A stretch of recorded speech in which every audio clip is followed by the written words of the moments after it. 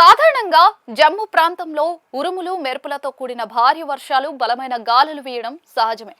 కానీ చరిత్రలో మునుపెన్నడూ లేని విధంగా అఖ్నూర్ ప్రాంతంలో ఇంత పెద్ద టోర్నాడో సంభవించడం స్థానిక జనాలను ఆశ్చర్యానికి గురిచేసింది.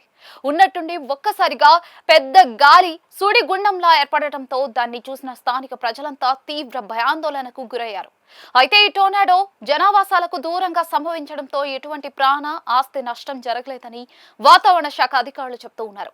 అయితే తమ ప్రాంతంలో తొలిసారిగా టోర్నాడోలు ఏర్పడడంతో ఈ దృశ్యాలను స్థానికులు తమ సెల్ ఫోన్లలో వీడియోలు తీసి సోషల్ మీడియాలో అప్లోడ్ చేశారు.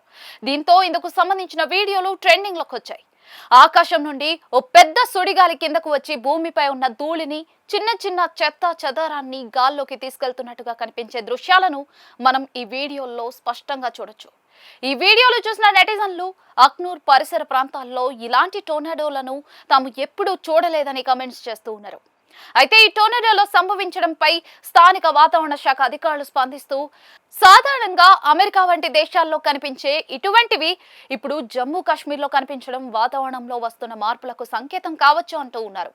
ఈ ప్రదేశంలో మళ్ళీ ఇలాంటి టోర్నాడోలు ఏర్పడకపోవచ్చని, దాదాపుగా 100 కిలోమీటర్ల వరకు టోర్నాడోకు సంబంధించి ఎటువంటి సంకేతాలు కనిపించడం లేదన్నారు. టోర్నాడోలు సంభవించిన సమయంలో ప్రజలు ఎవరూ కూడా దగ్గరకు వెళ్ళకవద్దని అధికారులు సూచించారు.